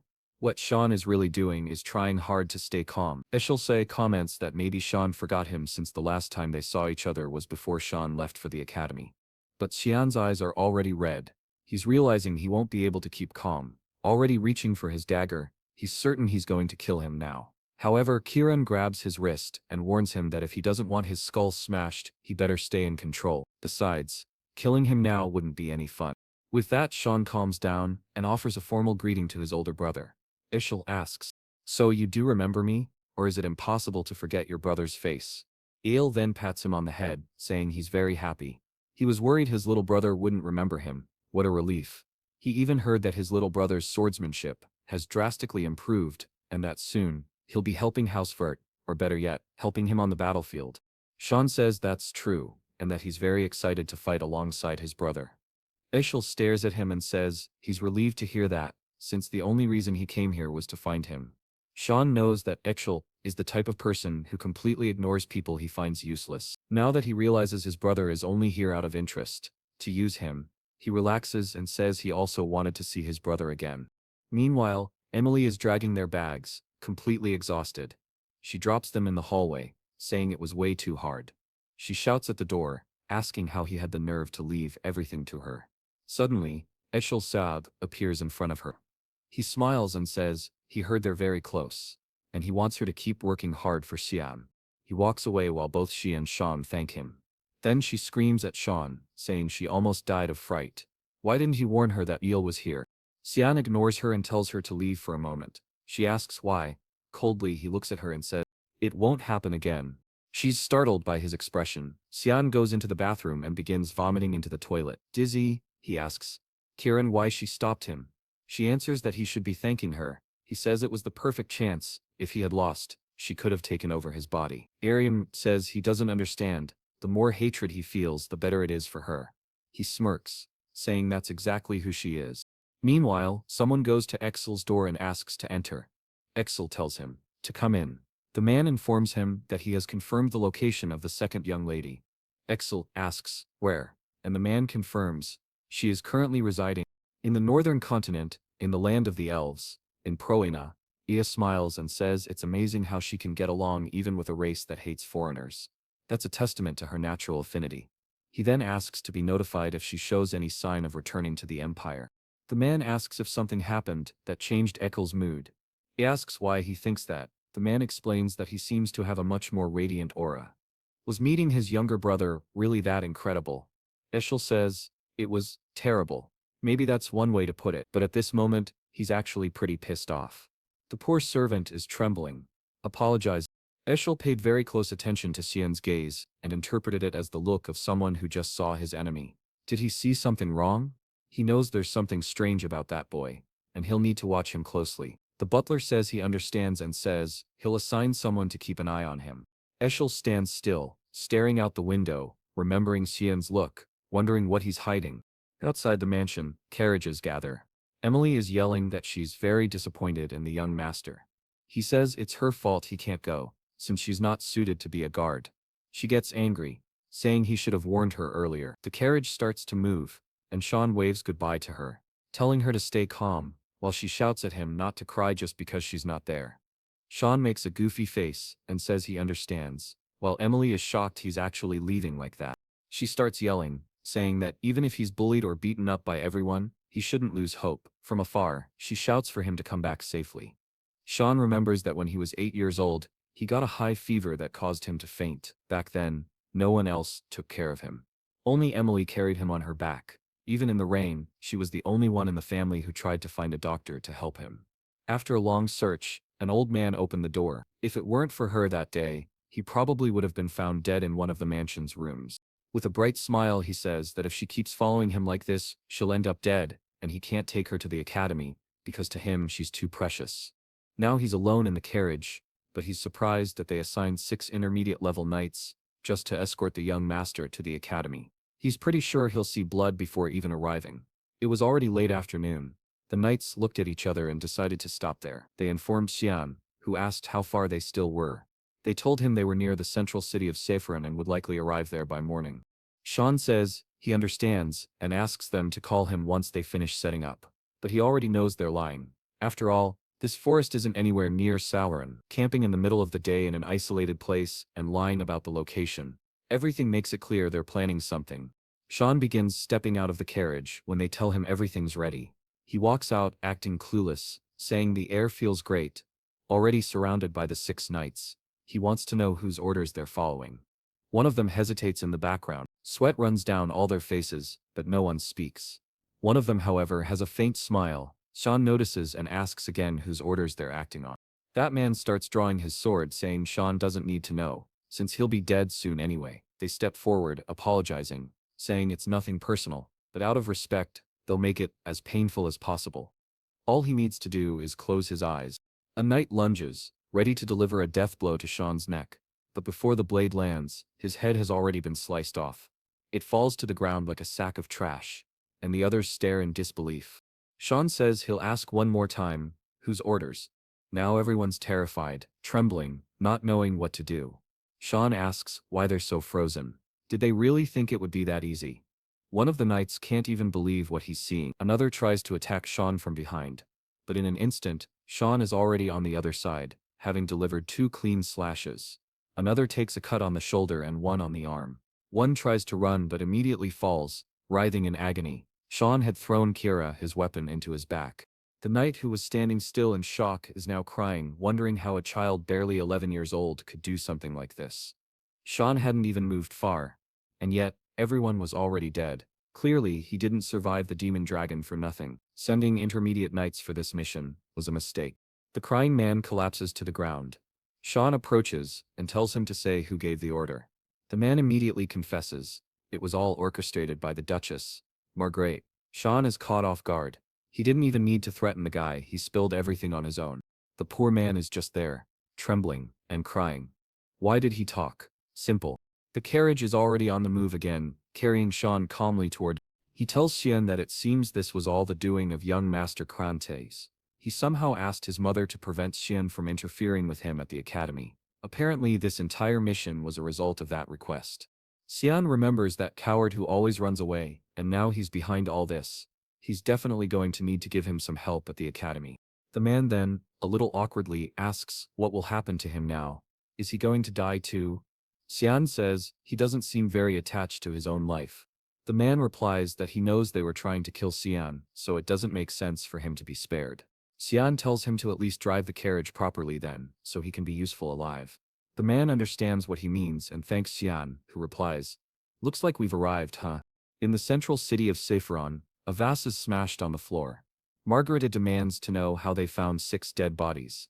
The butler confirms that it's true, and says that young Master Cyan arrived in Saffron 10 days ago. Margarita, furious, says the butler had assured her there would be no problems, so what happened? The butler apologizes, saying they underestimated a child. She says it's impossible. A 10-year-old couldn't have killed that many people. The butler says he probably had help from someone they didn't know about. But it's fine. They'll just send an assassin to infiltrate the academy. She cuts him off, saying, that's enough. What if Cyan finds out she was behind it and ends up hurting Krantes because of it? She remembers Cyan asking whether her son needed to graduate. Biting her lip, she says it's best not to do anything else before things get worse. Also, no one can find out about this incident, so all those affiliated with it should be eliminated. Eshel's spy overheard the entire conversation. It's been 10 days since Cyan left Saffron. Brian has been playing the role of servant this whole time, and he knows that word of Cyan's survival must have reached the mansion by now. At this rate, he'll probably reach the academy without any further trouble. Cyan starts to wonder whether he'll have to get rid of Brian, Suddenly Brian opens the carriage window with a smile, announcing that they've arrived. Cyan says, "Alright, I got it." That city brings back memories. Not necessarily good ones, but this academy changed him a lot. At the reception, he shows the crest of House Frey. A bit hesitant, the receptionist girl says, she'll register him. Everything looks in order. He'll get his room soon. And everything should be fine. Still, Cyan notices something strange about her behavior. Is there something wrong? She then hands him a letter and a golden key. He's shocked and asks if she gave him the right one. Brian drops the luggage, in surprise when he realizes what room Cyan has been assigned. The royal dormitory. The best available. However, Cyan remembers that in his past life, this never happened to anyone. That must mean someone's influence is behind this. He asks Brian if that was the last suitcase, and Brian says yes, he brought everything. Cyan puts his hand inside his coat and says that now that they've arrived at the academy and the luggage is delivered, Brian's job is done. Brian, sweating, says, "Hey, wait a minute, kid." But Cyan tosses him a bag of coins. Brian, surprised, asks, "What is this?" Cyan replies that it should be enough to start over, wherever he chooses to go. He just advises Brian not to return to the mansion, otherwise he'll die. Brian stands there in silence for a moment. Then suddenly, he kneels and says, "I, Brian Kendrick, official knight of Vadis, wish to serve young Master Cyan until the end of my life." Cyan asks if he's really a knight. Brian says yes, though he's not very good, so he's more of an assistant. But once his father told him that if a not-so-talented knight ever found someone he could truly trust, he should not hesitate to serve them. Cyan says, "That's idiotic." Brian, confused, asks what he means. Cyan asks if he isn't afraid of being betrayed later. Brian says that even if that happens, he doesn't mind. Cyan warns him not to do anything reckless. As they walk out the door, Cyan mentions there will be an entrance ceremony, and then they'll head straight to the exam. Brian, already sweating, says okay. Meanwhile, the academy's headmaster and a girl are talking. This year, there are many talented students. All the students are gathered in a room. In the center stands a girl surrounded by a powerful aura. She is Aaron Severa. She has a 2-star magic grade, a B-rated physique, and a 52% light element affinity. Another student named Shark is a 3-star mage, with a similar physique and a 71% earth element affinity.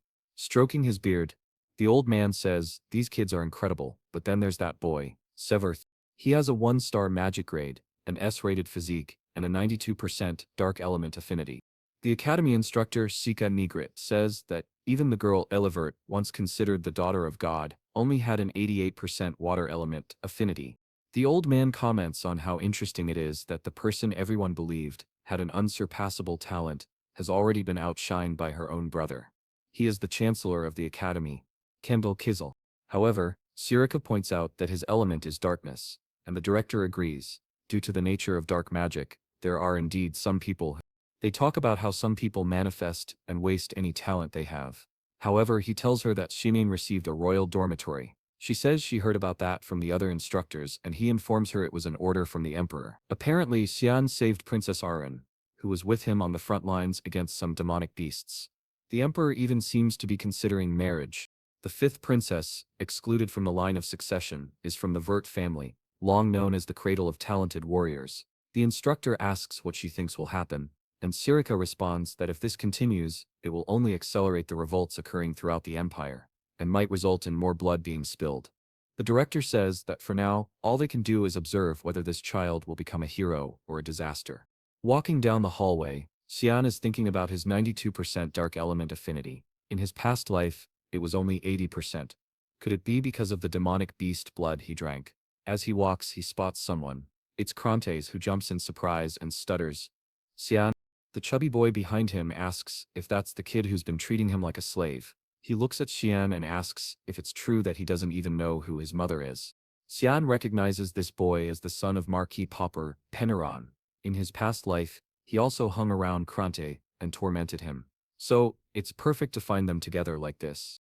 The chubby boy tells Crantes to step aside because that kid, Cyan, needs to be crushed. Crantes, sweating, says it's better not to do that, but he immediately gets kicked and thrown against the wall while screaming in despair. Cyan then asks Crantes if he doesn't want to have a little talk. Crantes, hesitantly, says yes. He's sweating like a marathon runner when Cyan puts a hand on his shoulder. Cyan tells him he doesn't mind him scheming behind his back, but if he finds out about one more plan, Crantes won't graduate with all four limbs. Crantes collapses to the ground in despair, and Cyan walks away, saying this academy is going to be a lot of fun. In one of the rooms, Surika is thinking about Cyan, saying she's going to have to pay close attention to that boy. She walks over and touches a book, wondering why it's not there. From behind her, Cyan asks if she's looking for this. She jumps in surprise but quickly turns around with a friendly face, asking how a student got into a restricted area. However, in her mind, she finds it strange. She couldn't sense his presence at all. She walks closer and asks if he's the boy called Cyan, right? Can he return that book? It's research material. Cyan says yes, of course he'll return it. However, instead of the book, he seems to hand her a single sheet of paper. When she thanks him, he immediately senses an aura. Books around the room begin to fly, and he asks if that wasn't what she was looking for. Instructor Surika, or rather the current leader of the Mist Assassins. Obviously, she wants to know how he found that out. Cyan remembers that in his past life he thought of her as just another regular instructor. She would ask how his life was at the academy, and he wouldn't say much. He used to attend counseling sessions with her. When she talked about his growth potential, he thought it was all a joke, and didn't care. But one day, Surika said she was interested in him. She found it fascinating that someone had an 84% affinity with the darkness element. Cyan replied that it's an element that doesn't always manifest. But Surika said it's just that humanity doesn't understand darkness yet. Unlike others, she believed his growth potential was infinite. That stirred Cyan's emotions. Surika said she wished him the best for his future, and he thought maybe she could guide him, or at least, that's what he believed at the time. He was completely deceived. The girl behind those glasses is very different from the academy instructor she pretends to be. She's the leader of the Mist Assassins, hiding within the academy where most of the continent's nobles gather. Suddenly, she says it's fine, she wants to hear the details in her lab, so he should follow her. Cyan is startled. She's calmer than he expected.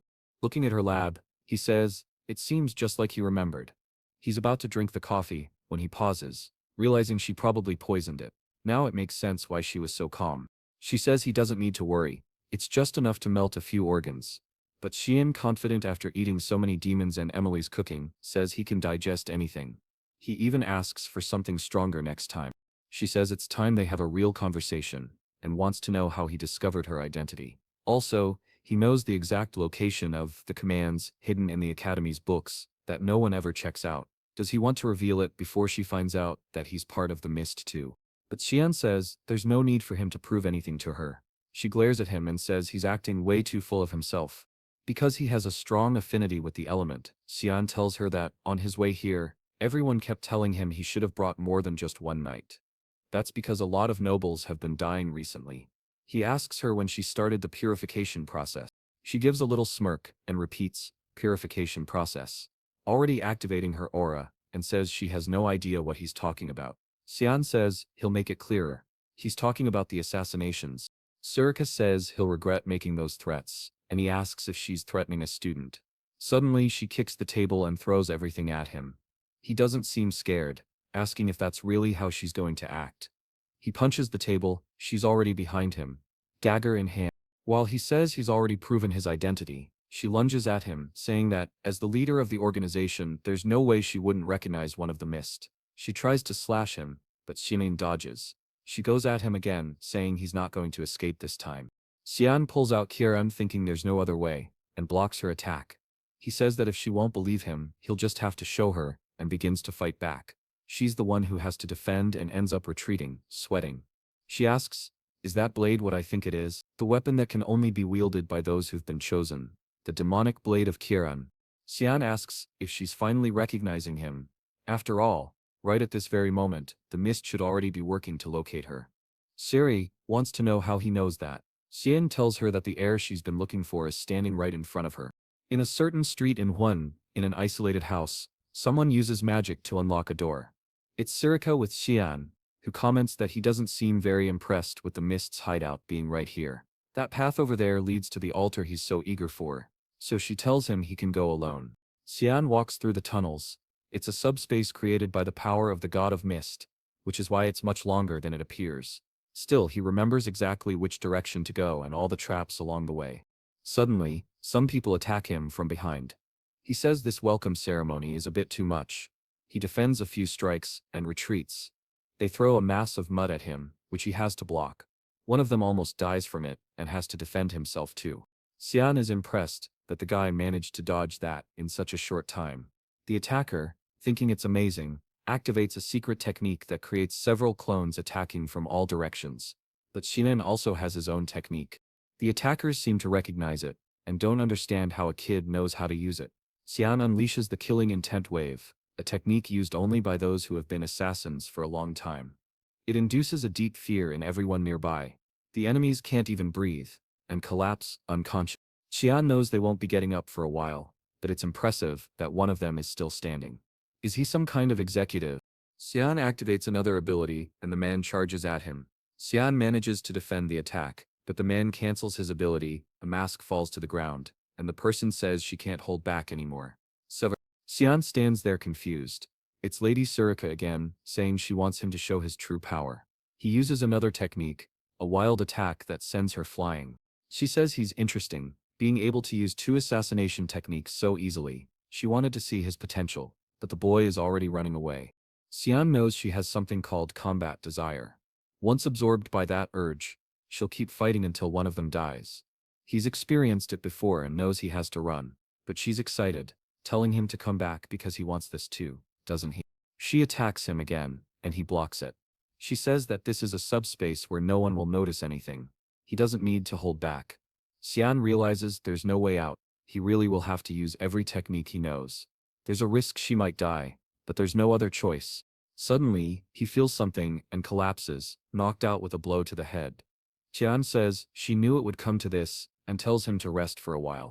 Surika asks who she is, and Kiran appears saying she didn't want to get involved, but Surika already knows who she is, doesn't she? Surika bows her head, and acknowledges the demonic blade Kiran.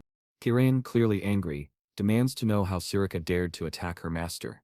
Surika says it was all just part of the process to confirm his identity. Kiran replies that she could have just contacted God instead of doing all this. But if this is how she chose to do it, then Kiran will now take this as a challenge. Surika says she should worry about the heir first, right? No. Kiran is shocked when she looks and sees the boy unconscious and covered in blood. Surika explains that Kiran's method of materialization is flawed. She's draining all of Xian's life energy. Kiran grabs him by the collar.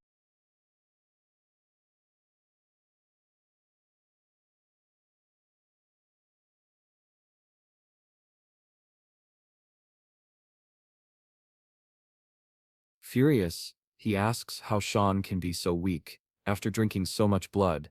Surika then says that, as a leader of the Mists, she would never refuse a battle. If Kiran truly wants to be an opponent, she cannot refuse either.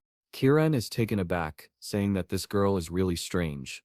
Suddenly, Sean asks Kiran why she materialized. She tells him not to worry, she's only going to crush that reckless girl. Now things are really bad, because Surika is also excited, saying it will be an honor for her. Kiran tells her not to come begging later, to which Surika responds that she's looking forward to going that far. Suddenly, a voice in the hall says, "Enough," and they recognize it as the voice of Lord Air. A portal begins to open, and everyone becomes tense. The voice commands them to now send the heir to the altar, and she agrees without hesitation. Sean is excited, saying that he's finally going to meet him, the god of darkness, Air. Some people think that the god of mist is an evil being. Someone for whom murder is as natural as eating. Someone who justifies his actions under the pretense of doing them for the world. However, he claims that the deaths of those people were actually good. By paying with their lives, they became righteous. Most people believed that this was insane logic. That this god was an idiot. Someone who pretended to protect the powerless. Sean passes through the portal and finds himself in front of a throne staircase. The god asks if he knows who he is. Sean says, obviously, he's Eri, the god of the black mist. The god asks if he is Cyan Vert and wants to know what right he has to consider himself his heir. Sean challenges him, asking if he can't feel that the power of the mist is already present in him. The god says there are two ways to become an heir. The first is by receiving the mist stone directly from him, and the second is when the stone itself finds the heir. Since he doesn't know Sean, it must be the second case. He knows the stone that was on the altar disappeared a year ago. What's strange is that Sean not only awakened Kiran, but also seems to be using her quite well, and his eyes don't match his age. Because of this, the god concludes that Sean belongs to a timeline he doesn't recognize. Sean becomes curious and says he thought gods knew everything. The god replies that if he's looking for an omnipotent being, he came to the wrong place. A long time ago he lost the status of a god. Sean kind of already knew that, but now the god is wondering why everything seems strangely easy for him. Sean asks what he means, and the god explains, he was just sitting there peacefully, and now the heir has appeared. Why did Sean do all his work for him? And on top of that, he brought along a very troublesome item. Thinking that Sean might be dissatisfied with the demonic blade, he suspects that he might try to obtain the power of the sacred sword for himself. Sean smiles, saying he has no interest in that. If that thing never sees the light of day, it will remain nothing more than a worthless piece of junk. The god begins to stand up, saying that Sean has some strange habits, but precautions must be taken. And as the rules dictate, raising his arm, he declares that now Sean will become the absolute creator, the heir who will succeed his power. He asks if Sean wants that. Sean remembers that in his past life, at that exact moment, he answered that he would live for his older brother. Obviously, that was foolish, but at that time they didn't seem to care much about his answer. When he left, the place fell apart, and Sean was left wondering whether they even wanted something from him at all. The god says there are more important things than foolish conviction. Now Sean thinks maybe the god already knew everything that would happen. He approaches, and says he no longer has any interest or belief. The god looks confused, and Sean says he will use the power in the most selfish way possible, entirely for himself. The god says that right and wrong are determined by the individual, and asks if Sean won't regret that decision. He warns Sean to answer carefully, or he'll kill him right now. Sean says he doesn't care about the consequences of his actions. He won't take orders or follow commands from anyone. He's followed his own path, and that's all he wants. The god says Sean seems to have something in mind, and asks what it is, but Sean refuses to say.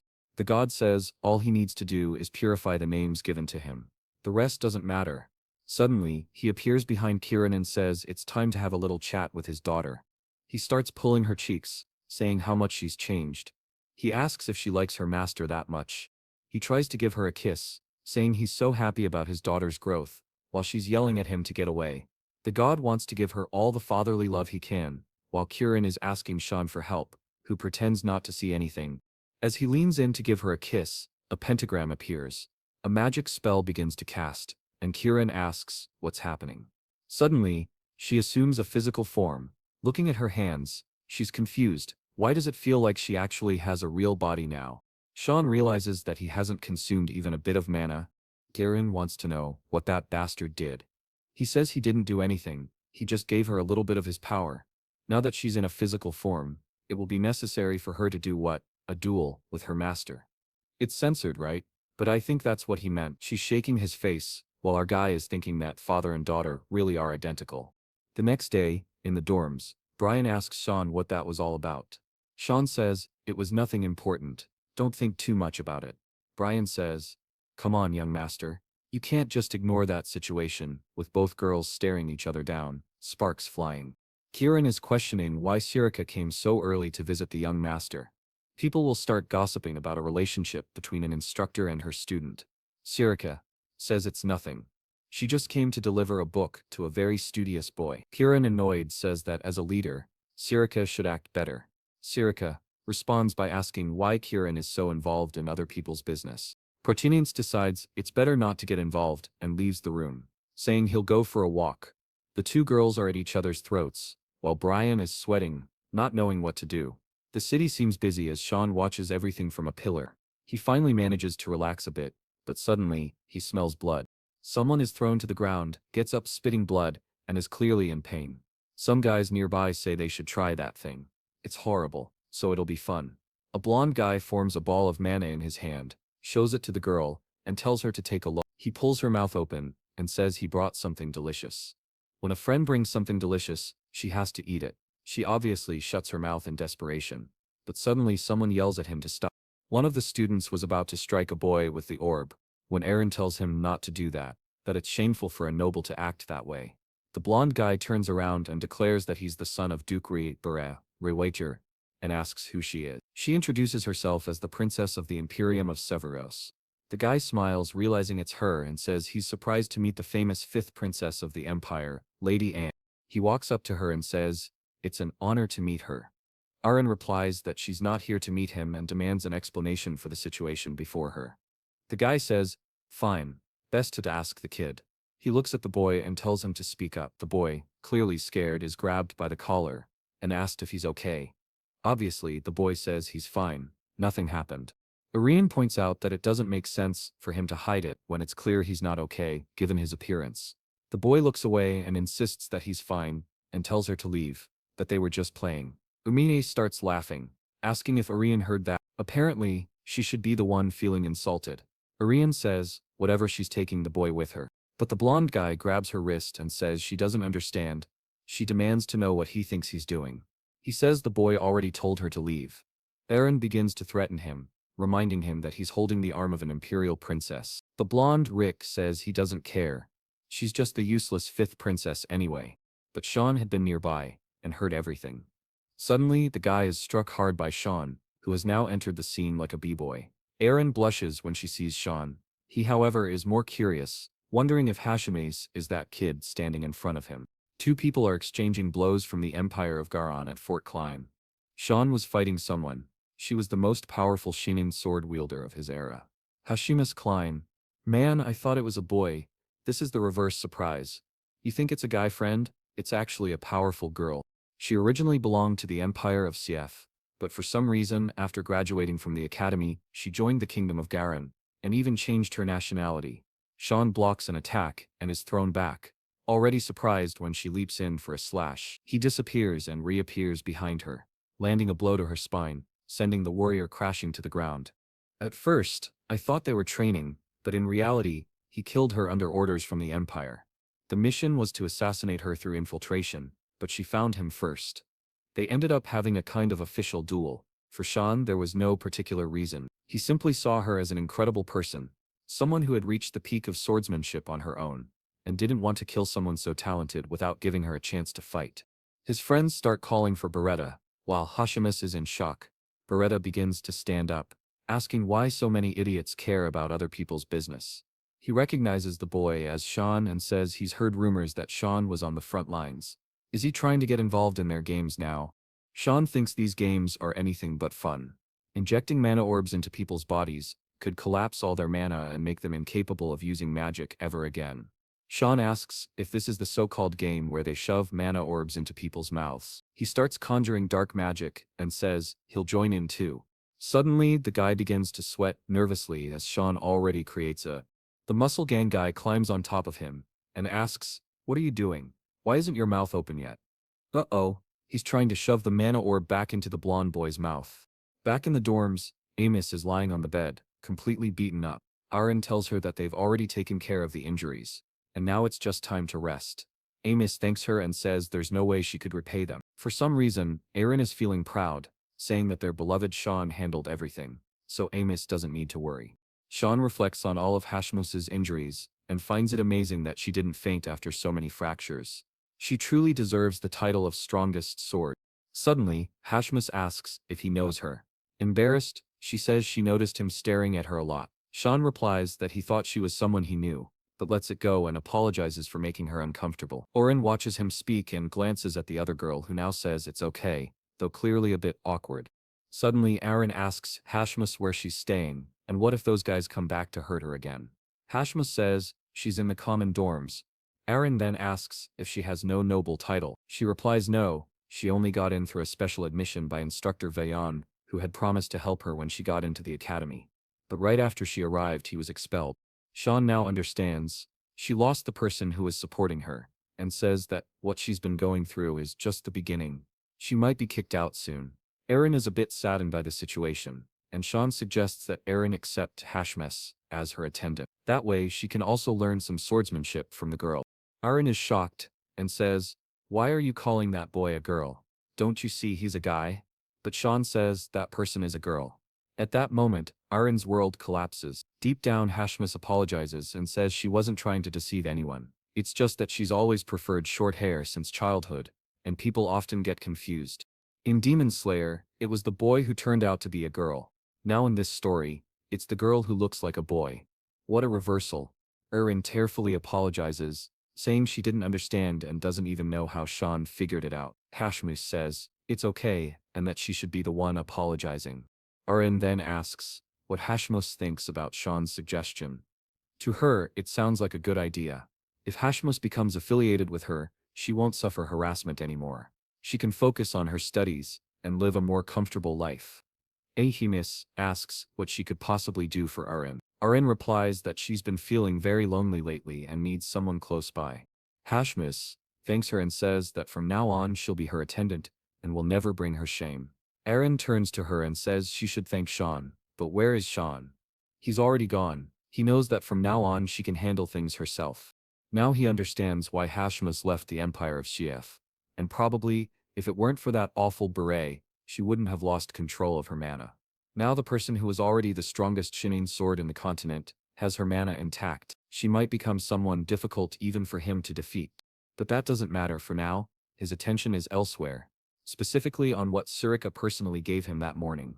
Her mission, his first chance to help the association. Like the video, folks? Help us out! He remembers that the last chapter ended with him saying he was more interested in what he received, along with that card.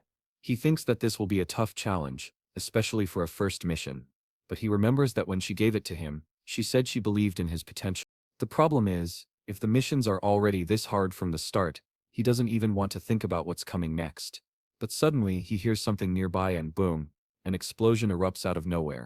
Sean wonders if a monster has invaded the academy, but what appears is a 3-meter-tall bodybuilder, asking if he's Vert.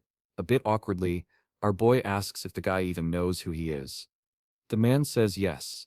He claims to have an S-rank physical level of magic, and he knows very well that Cyan Vert is the youngest member of the Vert family. This guy's name is Sharkan, and he's 11 years old. I'm just as confused. How can an 11-year-old kid be so muscular and so tall? Sharkan starts flexing his biceps, saying he's heard of all the things Sean has done, from killing creatures to surviving an encounter with a dragon. On top of that, he heard that Sean received an S-rank physical evaluation, something Sharkan himself hasn't achieved. That's why he wants to challenge Sean to a fight. It's then that Sean seems to recognize this guy, because of the mark on his chest. It represents Espana, the desert empire.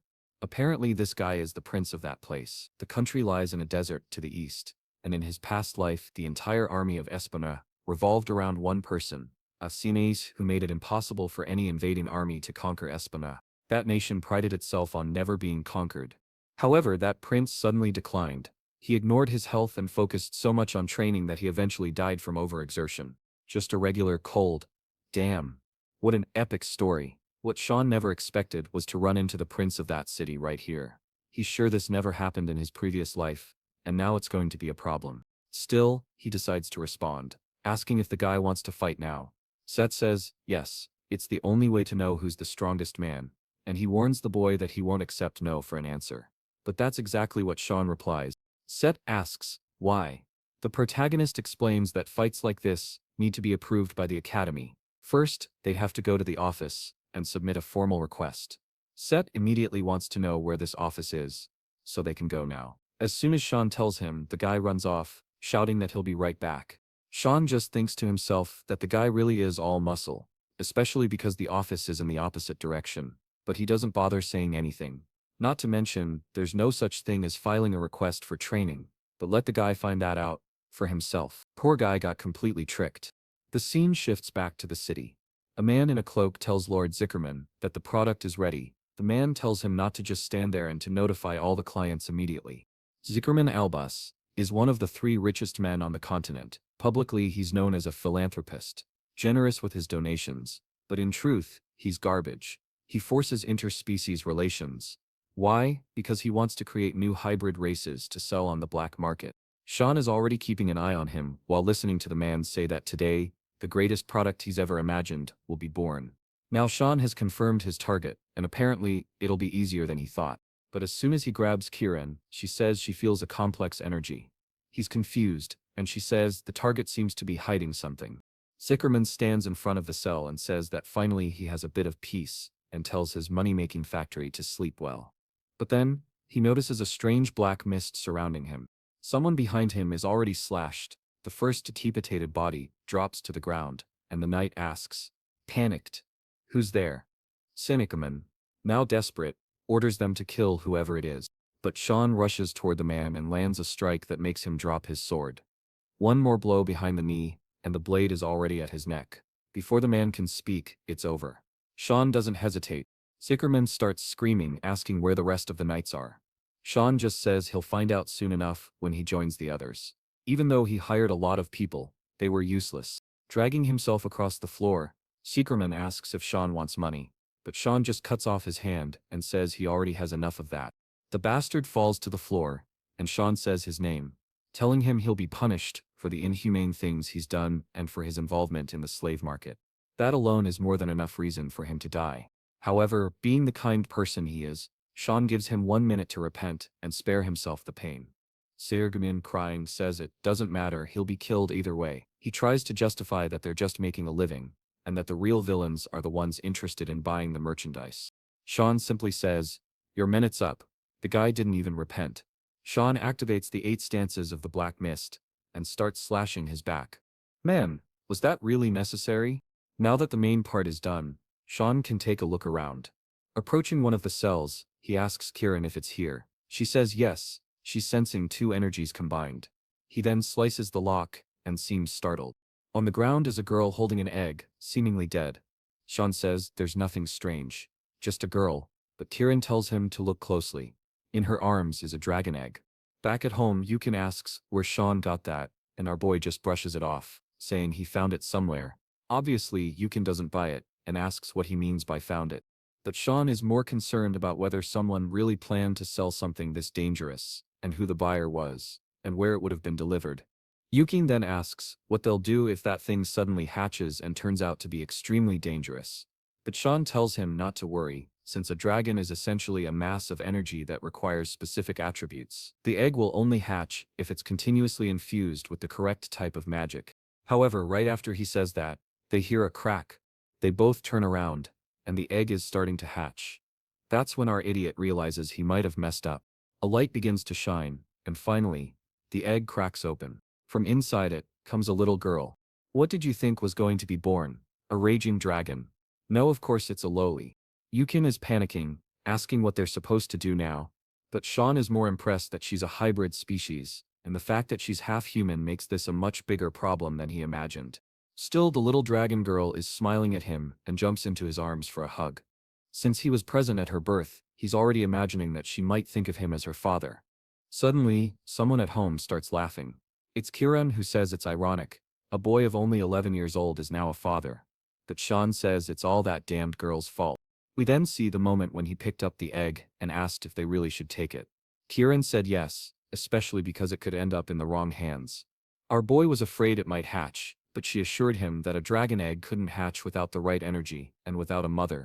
Back in the present, she says this just proves that anything can happen. Sean asks what she meant earlier when she said that the egg couldn't hatch without a mother. She responds, "That's exactly why I said anything is possible." However, the existence of a mixed race like that is definitely concerning. The very existence of that creature is dangerous. The protagonist knows that, and the worst part is that it's going to cause a massive headache. A half-human, half-beast would already be a problem, but a half-dragon makes things even harder. The world they live in is far too dangerous for something like this to exist. If anyone at the academy found out about her, the chance of her being eliminated to prevent a threat would be extremely high. On top of that, dragons are extremely proud of their race and their pure bloodline. If they discovered the existence of this child, they would certainly come after her to kill her. So, Sean begins to question, why would he take such a huge risk for someone who is destined to live such a difficult life? Maybe it would be better to just end it now. Kieran smiles and says she agrees.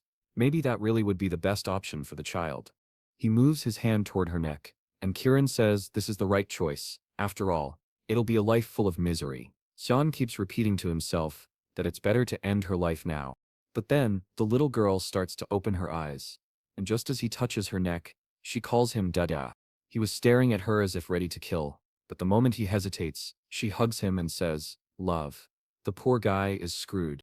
He realizes she's really warm. He picks her up by the arms and lifts her, saying that, apparently, now they'll have to figure something out. He tells Kieran that they're going to take care of her. But Kieran doesn't seem too thrilled about that. The scene then shifts back to the Vert household castle. Krent's mother is still wondering what she's going to do. She can't allow that damned Sean to roam free and be a danger to her precious son. That's when Excel appears and calls for his mother. He says that if something's bothering her, she can just tell him. Okay, now I'm confused about why this mother is blushing so much. What's going on here? This relationship is peculiar, right? Anyway, she walks away and says she's fine, and that nothing is bothering her. But as soon as she closes the door and tells someone to clean the information, the man says they found the bodies of several dead knights in the forest. The only survivor made it to the capital with Sean, and he's sure the person who ordered the attack was Duchess Margaret. On top of that, they lost contact with the agent at the academy, who was passing along information about Sean. Eshel says, it looks like the man didn't learn anything from what happened to his brother. The guy starts trembling, realizing that Eshel is disappointed, and he knows that Eshel isn't the type to keep people around when they let him down. Right before he's dismissed, he screams that he'll look into it himself. He swears he'll never disappoint Eshel again. Eshel puts a hand on his shoulder and says it's impressive how passionate Kellen is about his work. Then he leaves, saying he's sure his brother is hiding something. Back at the academy, Surika comes running in. Sean is there with Kiran and a piece of wood meant for the dragon, asking what she's doing there. Surika wants to know why there's a baby in the dorm. The protagonist says it's a long story, but she cuts him off saying the explanation can wait. They have more important things to deal with. She says that, apparently, our boy has been busy causing problems. She then shows that a duel between him and CF has been approved, and asks why he isn't keeping a low profile, and instead doing something like this. Is he trying to draw as much attention as possible?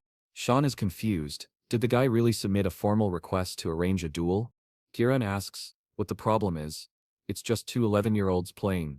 But Sean knows CF isn't just any 11-year-old. He asks when the duel will be. That's when he's told it'll happen in 2 hours. And there he is, thinking this is happening way too soon. Siaf greets him, saying he's been waiting for this moment. But Sean doesn't seem very eager. Siap says he wanted a free-for-all fight, but they only allow swordplay and magic. He asks if Sean is going to use magic. As soon as Sean says no, Siaf replies that he really never disappoints. He leaps forward to strike, saying he wants to see what Sean can do with a sword. The protagonist, however, stays calm, just thinking about how fast this guy is, especially for his size. But attacks that rely purely on brute strength are easy to dodge. With a simple movement of his sword, Siaf's strike hits the ground. Sean begins to move, thinking an opponent like this is defeated using sophistication and precision. However, the prince says he won't give Sean a chance. Their swords clash, and the guy feels the pressure in his arm. Sean was managing to use a good part of his strength to counterattack, but how was he blocking such a large sword using only a rapier? Suddenly, Siav is behind him, aiming a strike at the back of his neck. Out of nowhere, Sean shears his sword and grabs the fool by the legs. Siav is confused, wondering if the bastard has gold on his back, but just as he's about to kiss the ground, he manages to get his hand down and barely saves himself. He uses the momentum to almost land a headbutt on Sean, who is impressed that the guy managed to counterattack in that situation. The audience is stunned, mouths open. People are wondering if these two are even human. Siaf just smiles. He starts laughing like a maniac, saying that yes, he was defeated in swordplay, but now, he'll put everything on the line and do whatever it takes to win. Sean says he's looking forward to it, though he thinks to himself that this is going to be exhausting. Still, Siak insists, saying he hopes Sean will also go all out. His aura starts expanding, tearing up the ground beneath him. He calls out a name and says, "Now it's truly begun." A bearded man in the audience says they've finally started using magic. Students who want to compete both in swordplay and magic show real spirit. Sirika, standing next to him, says it's clear that Sean won in fencing. They know CF has an A-rank physique, while Sean is S-rank. The outcome of the sword duel was decided from the start, but physical aptitude is only a basic factor when it comes to high-level magic. As far as he knows, Siaf possesses level 3 magic, which is the highest among the freshmen. He wants to see how Sean will respond to that. Soraka, however, is fuming, wondering why that bastard is attracting so much attention. Suddenly, a hand starts emerging from the ground. It's CF's death fist. He prepares a blow, and Sean realizes it's time to use magic. He easily dodges the first attack, but seems to stumble on something. CF warns him that he won't be able to escape. A series of attacks comes rushing in, but Sean easily evades them all. Then CF activates Tooth of the Desert, and a surge of sand bursts from the ground. Suddenly, it seems Sean is being surrounded. He knows CF has at least one 3-star spell. Poor guy, just took the Gara Classic. However, once the dust settles, Sean is standing there, completely calm. One thing he realizes is that Siath could easily use level 4 magic. The problem is that winning this would put Sean in a complicated situation. Siath then asks how long he plans to keep dodging attacks.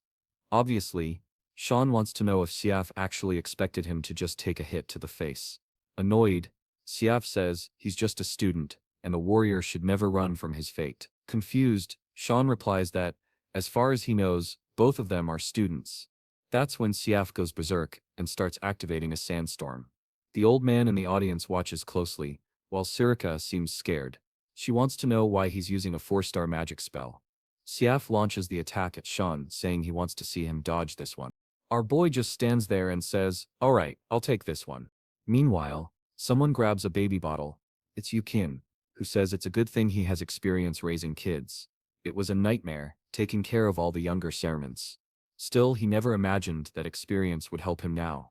He then calls for the princess, and says it's time to eat, but suddenly, he's shocked. The girl had already grown a lot. Back in the arena, CF's attack is enclosed in a blue orb, but it's beginning to crack. Ah, I see, it was a protective shield to stop the audience from getting caught in the fight. But now it's breaking. Oscar from the barrier team can't understand how a student is doing all this. The CCA tells the chancellor that it might be best to cancel the match, but he says he wants to wait. He feels like something big is about to happen. Sean then activates a secret art, Void Sphere. Obviously Sirika didn't want him to use something like that.